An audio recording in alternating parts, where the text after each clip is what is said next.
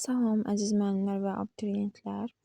Güvən test toplusunun 2024-2025 buraxılışı, düzxətli bərabər sürətli hərəkət test C-yə baxırıq bugün. Birinci sualda iki cismin hərəkət tənliyi x1 bərabərdir 20 plus 5t və x2 bərabərdir x0 plus 2t şəklindədir. Cisimlərin ikinci saniyənin sonunda görüşdüyünü bilərək başlanğıc anda onlar arasındakı məsafə nə qədərdir? Baxın, əgər görüşür deyirsə cisimlər, baxın burada deyir ki, cisimlər görüşürlər. Görüşmək nə deməkdir? Yəni onların koordinatları bir-birinə bərabərdir. Belə olan halda biz deyəcəyik ki, x1 bərabərdir nəyə? x2-yə. Deməli, x1 bərabər olacaq x2-yə.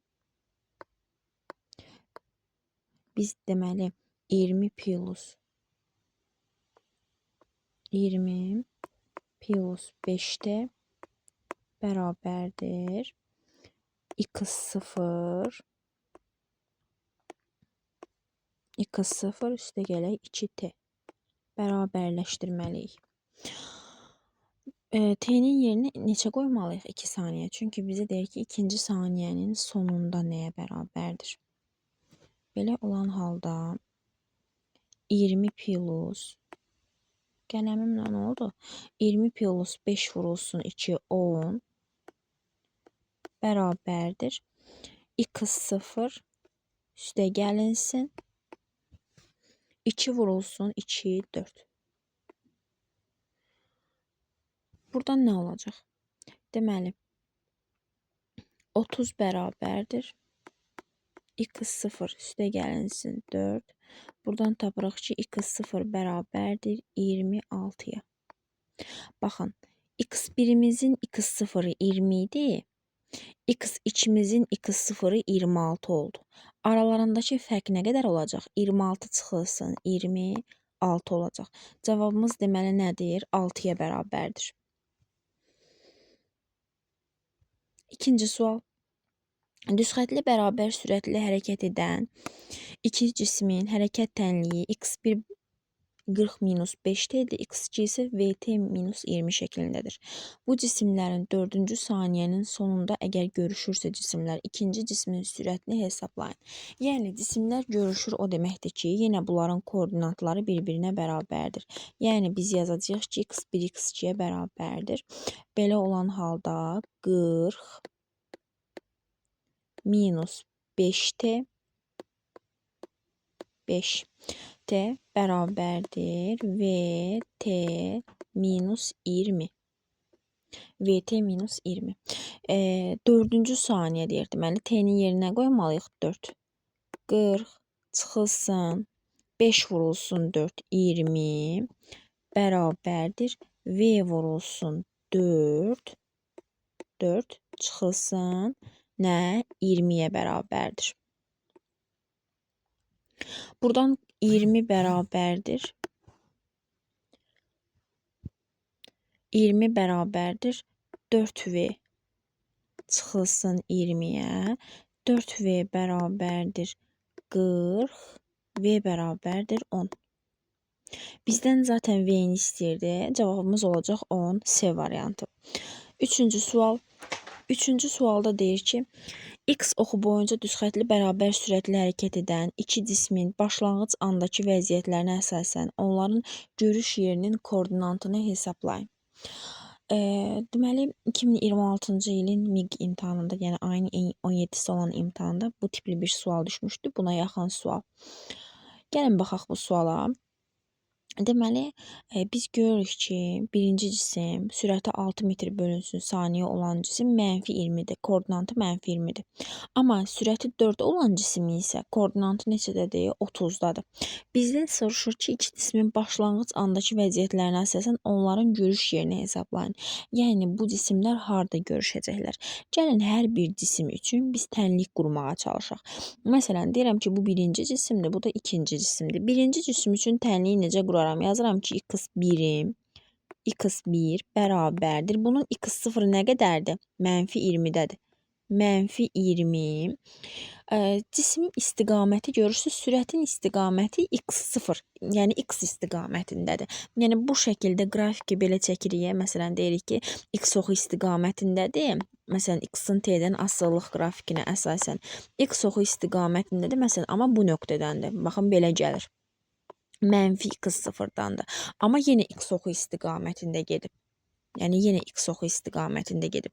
Bunu da 10 kimi düşünək. Yəni burada artıq biz plus yazacağıq. Plus 6 vurulsun nə t. 6 vurulsun t. İkinci cisim üçün isə yazıram ki, x2 bərabərdir. Bu ikinci cismin koordinatı müsbət 30-dur. 30. Amma bu cisim artıq x oxunun əksinə hərəkət edib. Minus sürəti nə qədərdir? 4t-dir. Cisimlərin hansı zaman anında görüşdüyünü deməyib bizə. Amma deyir ki, görüş yerini təyin edin. Gəlin bu görüşürlər deyə x1 x2-yə bərabər eləyək. Tapaq görək ki, bu cisimlər, baxın x1 bərabərdir x2. Tapaq görək bu cisimlər neçə saniyə müddətdən sonra görüşüblər. -20 üstə gəlinsin 6t bərabərdir 30 çıxılsın 4t yazıram. Deməli 6t 10t olar. 10t bərabərdir 30 üstə gəlsin 20, 50t bərabərdir 5-ə. Deməli bu cisimlər 5 saniyədən sonra görüşəcəklər. Gətirib burada yerinə qoysam, baxın t-nin yerinə 5 qoysam, x1-in koordinatı nə alaram? -20 üstə gəlinsin 30, eləmi? O da eləyər müsbət 10. Deməli bu x1 gələcək olacaq 10-da. Baxın burada. İndi x2 üçün yazsam 30 çıxılsın 4 dəfə 5-in 20, bu da nə eləyəcək? 30 çıxılsın 20 yenə 10 görürsə, onsuz da görüşürlər deyə eyni bir koordinatda. Baxın 10-da görüşəcəklər. Hanı 10? B variantı olacaq 10-da. B variantı olacaq. Dediyim kimi diqqətlə qulaq asın. Migə bu tipli, sırf bu sual olmasa da bu tipli sual düşmüşdü. Sonra 4-cü sual. İki maddi nöqtənin koordinatının zamandan asılılıq qrafikləri verilmişdir. Görüşənə qədər ikinci maddi nöqtənin getdiyi yolu hesablayın. Baxın, ikinci maddi nöqtə, biz görürük ki, burada düz xətli bərabər sürətli hərəkətdir. Çünki düz xətli bərabər sürətli hərəkətdə x-t-dən həmişə xətt də asılıdır. x1 üçün yazsam, yəni x bərabərdir x1 üçün. Baxın bu. Görürəm ki, normalda bizim tənliyimiz x bərabərdir x0 plus vt yazacağım. Çünki x oxu istiqamətində hərəkət eləyib, vurulsun vt-yə bərabərdir. Bunun x1-in x0-ı 0-a bərabərdir. Çünki 0 nöqtəsində hərəkət eləməyə başlayıb. Bu getdi 0-a. Bunun v-si nə qədərdir bilmirik. Elə biz də onu axtarırıq. Amma bilirik ki, t2-dir. Bir də bilirik ki, bunun x-i nə qədərdir? Yəni son koordinatı nə qədərdir? 5. Çünki gəliblər, bunlar 5-də kəsişiblər. Bizə kəsişmə lazımdır, görüşmə. Kəsişmə deyəndə, yəni görüşmələr lazımdır. Onda yazıram ki, 5 bərabərdir. V vurulsun 2. Deməli, bu cismi buradan görürük ki, V 2,5-dir. Yəni, bunun arada qələm nəsə tutulur. 2,5-dir birincinin sürəti. Buraya yazıram V1. Gəlin, indi ikinciyə baxaq. İkincinin isə sürəti.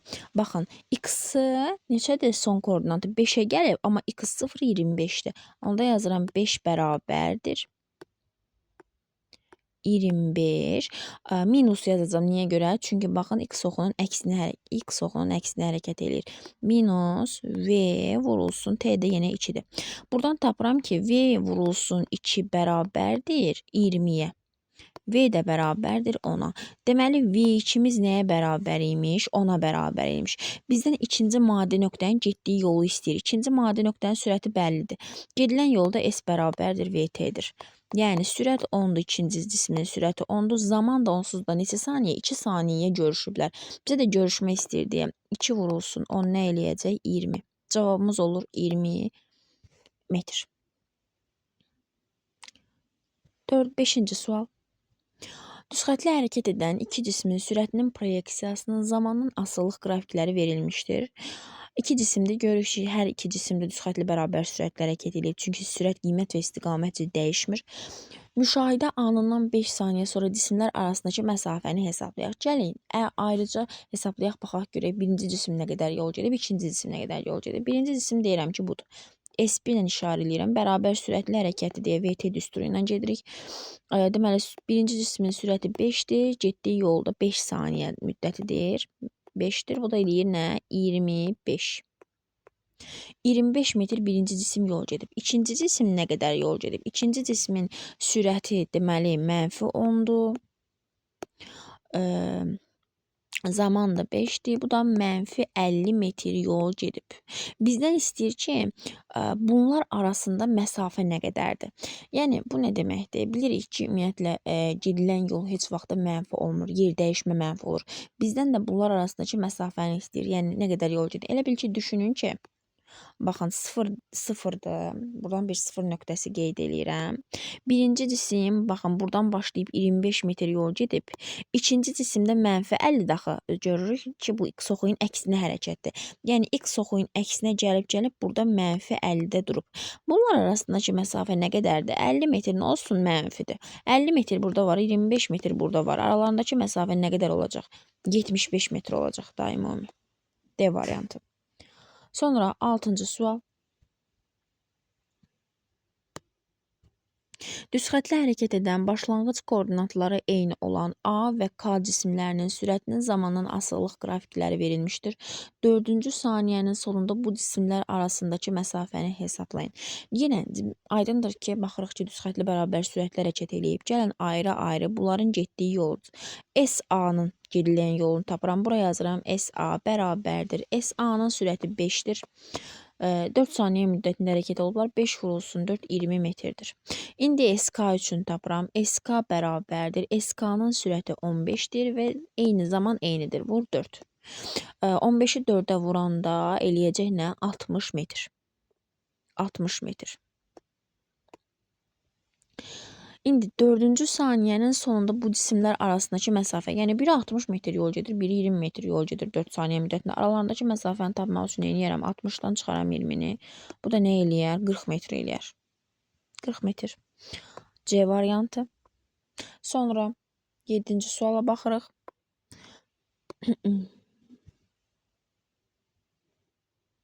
Deyir ki, OX oxu boyunca hərəkət edən və başlanğıc koordinatları eyni olan cisimlərin sürətinin proyeksiyasının zamandan asılılıq qrafikləri verilmişdir. 6-cı saniyənin sonunda bu cisimlər arasındakı məsafə 180 metr olarsa, K cisminin sürətini hesablayın. Deməli, baxın, hər ikisi üçün ayrı-ayrı tənlik yazsam əgər, yazıram ki, SM V vur T-dir. V-si -10'dur. Zaman da 6 saniyədir. Bu da eləyir nə? -60. -60 metr. SK isə V vur T-dir. Bunun sürəti bəlli deyil. Bizdən bunu istəyir. Zaman burada da 6'dır. İndi baxıram ki, 6 saniyə müddətində bunlar arasında deyir, 6 saniyə sonunda bu cisimlər arasındakı məsafə 180 metrdir. Yəni, SM çıxılsın. Amma, tamam, SK bərabərdir nə? 180 metr. -60 minus 6VK bərabərdir 180.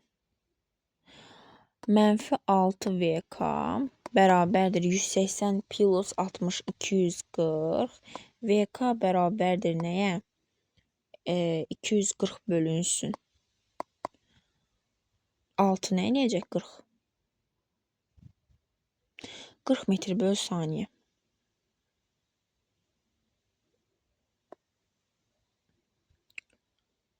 Niyə burada?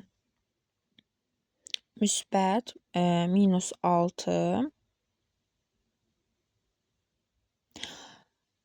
6-cı saniyə sonra bu cisimlər arasındakı məsafə. Sürətlər bəlli deyil, amma eyni zaman müddətində x oxuyun əksinə hərəkət edir.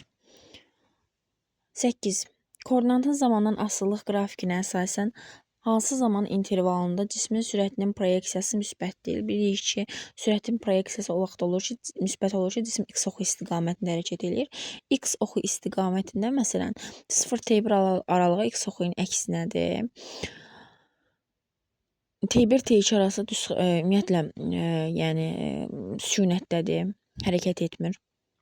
Koordinat dəyişməyib. T2, T3 arasında baxın x oxu istiqamətində yeniləşən yox, bu bərabər təcili hərəkət deyil, bərabər sürətli hərəkətdir.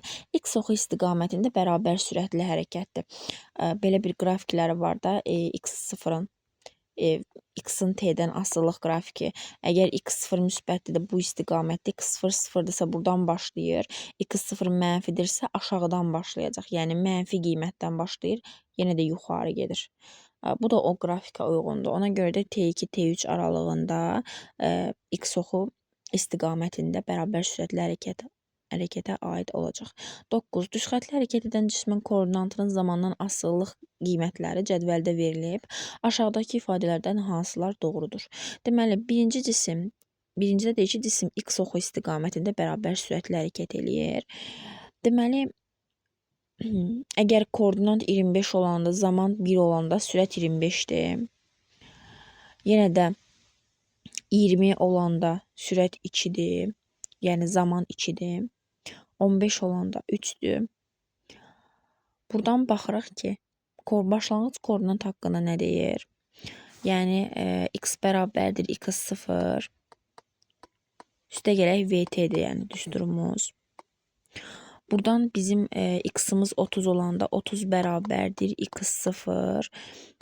x0 plus v vurulsun 0-dır. Buradan alırıq ki, elə bizim x0-ımız da 30-a bərabər olacaq. Onda ikinci üçün baxsaq, yəni digər hallar üçün baxsaq, yerinə qoyanda 25, bu x0 30, t1-dir, v nəyə bərabər olur? V bərabər olur 5-ə.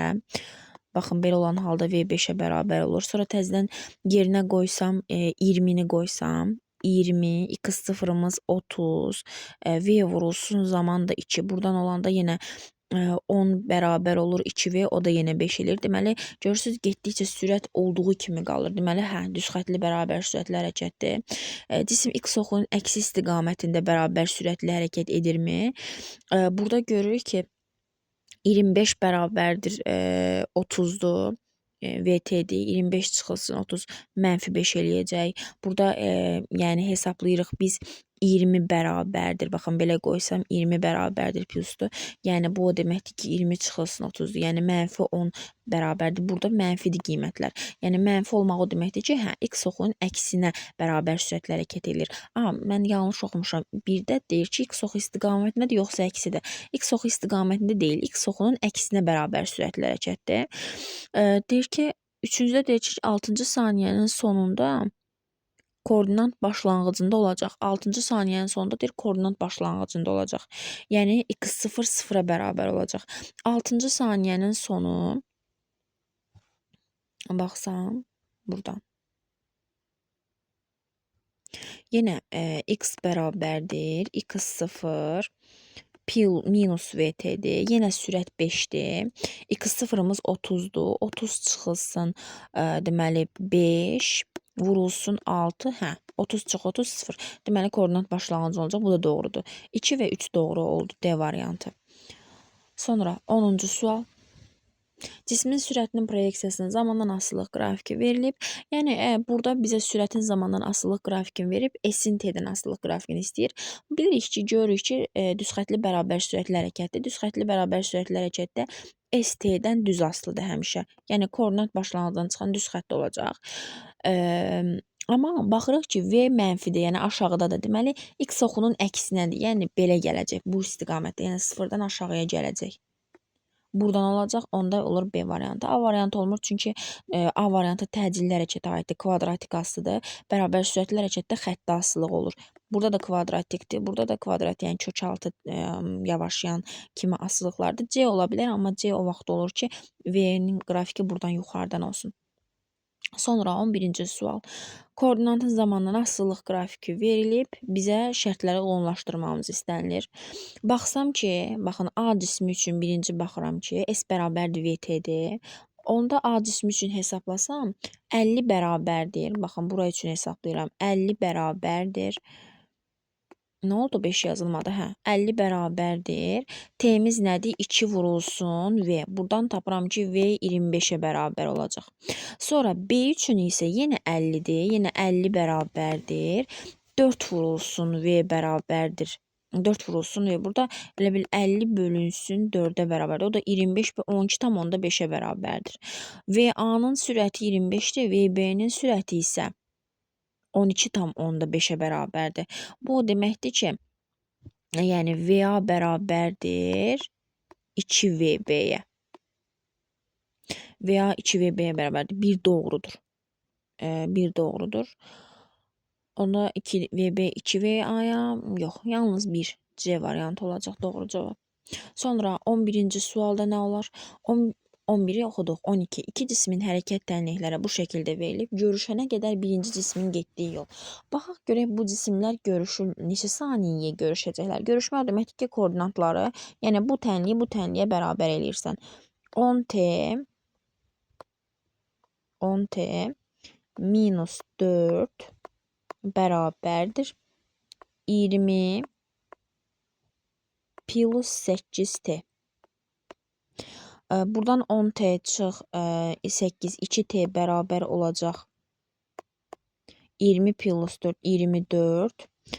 Bu T'dir. T yazılmamakta inad eləyir. 12. Bu cisimlər 12 saniyə görüşəcəklər. Görüşənə qədər birinci cismin getdiyi yol, yəni gedilən yol nədir? S bərabərdir VT. Birinci cismin də sürəti nə qədərdir? 10-dur. Bilirik ki, x bərabərdir x0 plus VT-dir. Yəni V-nin yanında olan, deməli, T-nin qarşısında olan bizim sürətimizdir. Ona görə də 10 vurulsun 12, 120 olacaq. Deməli, bunun getdiyi yol 120 metrdir. Sonra 13-cü sual. Cismin müstəvi üzərində düz xətt üzrə hərəkət eləyir. 4 saniyə ərzində A 8 metr, yəni X və Y oxu üzrə proyeksiyalardır. B-də -4, 4-dür. Yerini dəyişir. Cismin sürətinin X, Y üzrə proyeksiyalarını təyin eləyin. 4 saniyə müddətində. Cismin sürətinin X, Y və oxu üzrə proyeksiya və sürəti modeli.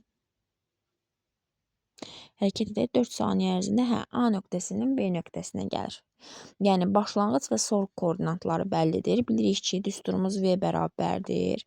Məsələn, X oxu üzrə proyeksiya, X çıx, X0 bölünsün T'dir. 0 böl T. İndi bu cismin A, yəni X oxu üzrə bilirik ki, bu ilklər X-lardır. Baxın, bu da X-dır, bu da X-dır. Son koordinat -4-dür. Çünki A-dan B-yə gəlib. -4 minus 8 bölünsün. Neçə saniyə? 4 saniyə. -12 bölünsün 4, o da eləyəcək -3. Deməli, bunun -3, yəni demək ki, bunun sürəti -3-dür. Y oxu üzrə sürəti, yəni heç dəyişmir. Sadəcə bu səfər Y çıx, Y0 bölünsün T yazacağıq. Son koordinat nəyə bərabərdir? Y-imiz. Deməli, 4 minus 20, o da nə eləyəcək? -16 bölünsün nə? Zaman yenə 4-dür. O da eləyəcək -4. -3, -4. Bunların X və Y oxu üzrə proyeksiyalarını tapandan sonra, yəni Vx, Vy-dirsə, kök altına da nə eləyəcək? 5 eləyəcək. Sonra 34. Necə olub? 13, 14. Yəqin 14 olacağımız səhv düşüb. Spidometrin aşağıda qeyd olunan göstəricilərini müqayisə edin. Yəni, ölçmə həddi deyəndə maksimum nə qədər ölçə bilər? Görürük ki, 320-dir. Sonra spidometrin xətası. Xətanı bilirik ki, tapanda, yəni ən arxa-arxaya gələn rəqəmlərdən bir-birini çıxırıq, bölürük aralarındakı xətlərin sayına. Məsələn, tutaq ki, 20-dir, 40-dır. Baxın, 40-dan 20-ni çıxıram 20, 20-ni bölürəm aralarındakı xət 1, 2. 2, 20 bölək 2, 10. Onu xətanı tapırıqsa, onu bölürük 2-yə 5 eləyir. Məsələn, biz burada 10 tapdığımız bir bölgünün qiymətidir. Məsələn, bax, bura 10-dur. Amma xəta deyirsə, bu bir bölgünün yarısıdır, yəni 5 olacaq. Spidometrin göstərişi hal-hazırda neçəni göstərir? 180-i göstərir. Yəni 180-in üzərindədir. Sonra xəttkeş. Xəttkeşin ölçmə həddi maksimum, baxın, 10 ölçə bilər. Xəttkeşin bir bölgüsü məsələn 7-dən 8-i çıxırsan nə eləyir? 1. Aralarındakı xəttlərin sayı da 1, 2, 3, 4, 5, 10 olacaq. 1-i bölürsən 10-a 0,1. Amma indi millimetr biz santimetrlə təyin edirik. Millimetri də çevirmək lazımdır. Burasına diqqət eləyin. Qələmin uzunluğu nə qədərdir? Qələmin uzunluğu buradan bura, yəni 8 minus 1, 7 santimetrdir. Elə 1 metrimiz 100 santimetr. 1000 millimetrdir. Biz millimetrə çevirmək. Yəni 100-ə bölürsüz də. Bir bölgünün qiyməti də 0,1-in yarısı olacaq. Yəni biz bir bölgünün qiymətini neçə tapdıq? 8 çıx 7 1 1 bölü 0,1. Biz 0,1 bir bölgünün qiymətini tapdıq. Xəta isə 0,1-in yarısı olacaq. Təbii ki də millimetrə çevirməkdən sonra, yəni biz santimetrlə təyin edirik, millimetrə çevirmək lazımdır.